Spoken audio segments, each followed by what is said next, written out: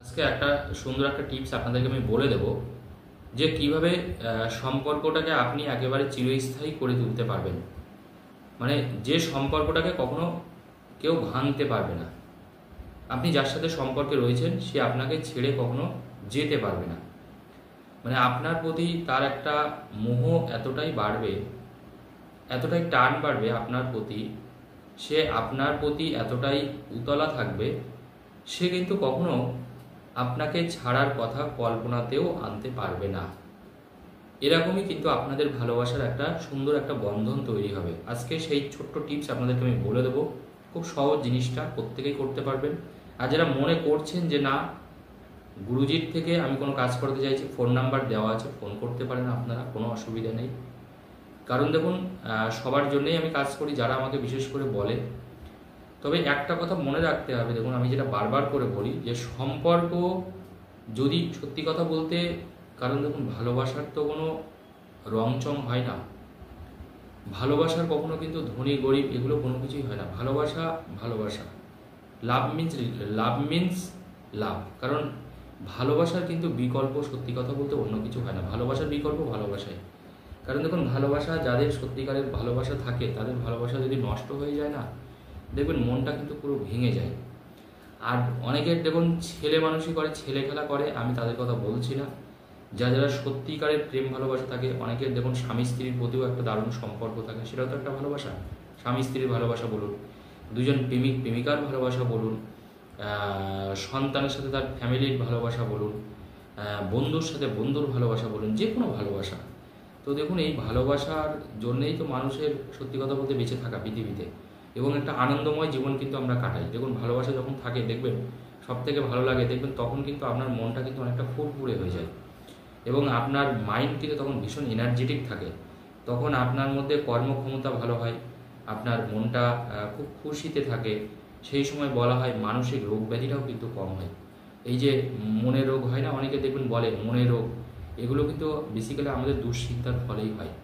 কারণ মানুষ যখন নিজের আপনজন ছেড়ে চলে যায়, বিশেষ করে ভালোবাসার মানুষ ছেড়ে অন্য কারোর সাথে সম্পর্ক তৈরি করে, বা দীর্ঘদিন আপনার সাথে একটা 2-3 বছরের একটা রিলেশন, প্রেমের যে সম্পর্ক, সে আপনাকে দুম করে ছেড়ে দিল, বা আপনার স্বামী হয়তো আপনাকে ছেড়ে দিয়ে চলে গেছে, বা আপনার স্ত্রী হয়তো আপনাকে ছেড়ে দিয়ে অন্য কোথাও চলে গেছে।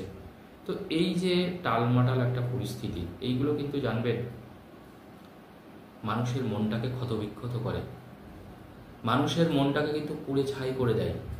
এটা কিন্তু মনে রাখতে হবে। কারণ ভালোবাসা এমন একটা জিনিস, আমাদের যারা একদম কাছের মানুষ হয় তাদেরকে তো আমরা প্রচণ্ড ভালোবাসি, কিন্তু সেই ভালোবাসাতে যদি ধোঁকা আসে, সেই ভালোবাসাতে যদি মিথ্যা আসে, যদি বিশ্বাসঘাতকতা দেখতে পাই ভালোবাসার মধ্যে, তখন কিন্তু আমাদের মনের জোর কিন্তু সত্যি কথা বলতে অনেকটা হারিয়ে যায়।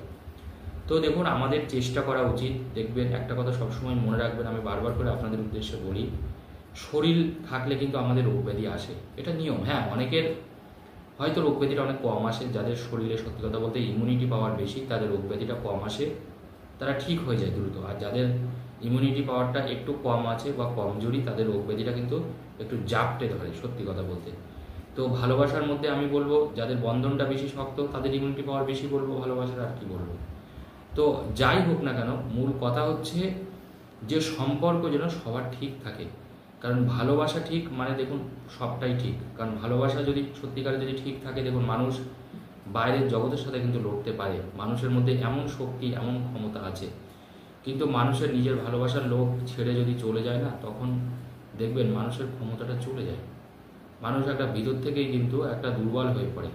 তো আজকে যাদের যাদের মনে করছেন যে আপনার ভালোবাসার সাথে আপনার একটা মানে বাজে সম্পর্ক তৈরি হয়েছে, একটা খারাপ সম্পর্ক তৈরি হয়েছে, বা সে আপনাকে ছেড়ে দিতে চাইছে, হ্যাঁ সে আপনাকে ছেড়ে দিতে চাইছে, বা অলরেডি হয়তো ছেড়ে দিয়েও ফেলেছে, থাকতে চাইছে না আপনার সাথে, আপনার সাথে সে সম্পর্ক থাকতে চাইছে না। আপনার সাথে ছিল সে অনেকদিন ধরে, এখন আর সে আপনার সাথে থাকতে চাইছে না।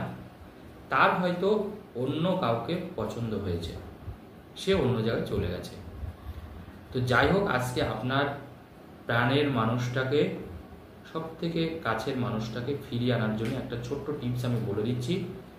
খুব মনোযোগ সহকারে দয়া করে কাজটা করবেন। আমি আশা রাখি অবশ্যই আপনারা ভালো কাজ পাবেন, খুব ভালো কাজ আপনি পাবেন। কি করবেন এটা করার জন্য আমাদের যেটা করতে হবে সেটা হচ্ছে আমাদের একটা পেঁয়াজ নিতে হবে। পেঁয়াজ, হ্যাঁ, একটা পেঁয়াজকে আপনি মাঝখান দিয়ে কেটে 2 খণ্ড করবেন, অর্থাৎ একটা পেঁয়াজকে আপনি 2 টুকরো করবেন, মাঝখান দিয়ে কেটে হাফ 50-50 একটা মোটামুটি সাইজের একটা পেঁয়াজ নেবেন, ওটাকে যে কোনো কিছু দিয়ে কেটে আপনি 2 টুকরো করবেন, মাঝখান দিয়ে কিন্তু কাটবেন, এটা মাথায় রাখবেন। 2 টুকরো করার পরে আপনি একটা কাগজের উপরে জাস্ট একটা কাগজ নেবেন, সেই কাগজে সাদা কাগজে লাল কালি দিয়ে, মনে রাখবেন সাদা কাগজে লাল কালি দিয়ে আপনি জাস্ট একটা লাভ চিহ্ন আঁকবেন। দেখুন অনেক সময় ছোটোবেলায় আমরা, এখন আর ওইসব আর হয় না, এখন দেখুন সোশ্যাল মিডিয়াতে সব লাভ চিহ্ন টিহ্ন হয়। তো যারা আগে চিঠি লিখেছে, যাদের অনেকটা বয়স হয়ে গেছে তারা জানেন।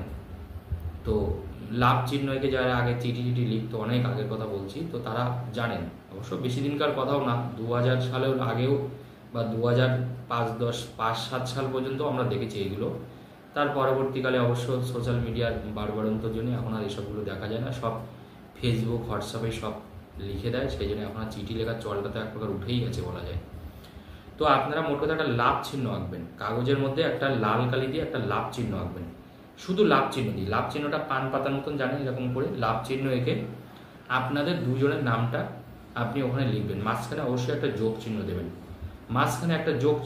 যোগ চিহ্ন দেওয়ার পরে আপনাকে ওই যে পেঁয়াজটা আমি নিতে বললাম, ওই পেঁয়াজটা আপনি মাঝখান দিয়ে কাটলেন, ওই পেঁয়াজের যে টুকরোটা মনে রাখবেন, ওই পেঁয়াজের ওখানে মানে কাগজটা থাকবে 2টো পেঁয়াজের মাঝখানে, বোঝাতে পারছি?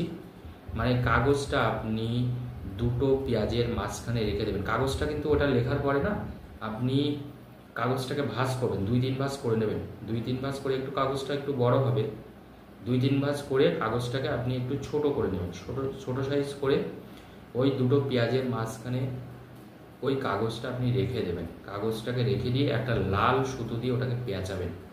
আর একটা কথা বলে দিই, গুরুত্বপূর্ণ যেটা, পেঁয়াজটাকে আপনি একটু টাইট করে কিন্তু বাঁধবেন, মানে চেষ্টা করবেন ওই পেঁয়াজের রসটা কিন্তু মেন হচ্ছে, পেঁয়াজের রস মানে ঝাঁঝালো পেঁয়াজের রসটাই কিন্তু মেন, ওই পেঁয়াজের রসটা যেন ওই কাগজটার উপরে একটু হলেও লাগে।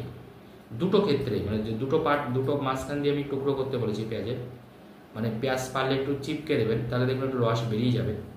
2টো পেঁয়াজই চিপকে দেবেন, 2 সাইড দিয়ে রসটা বেরিয়ে যাবে, কাগজের উপরে লাগে। তারপরে একটা লাল সুতো দিয়ে আপনি জোরে জোরে ওটাকে বাঁধবেন, পেঁয়াজটাকে আপনি লাল সুতো দিয়ে একটু জোর করে একটু বেঁধে দেবেন।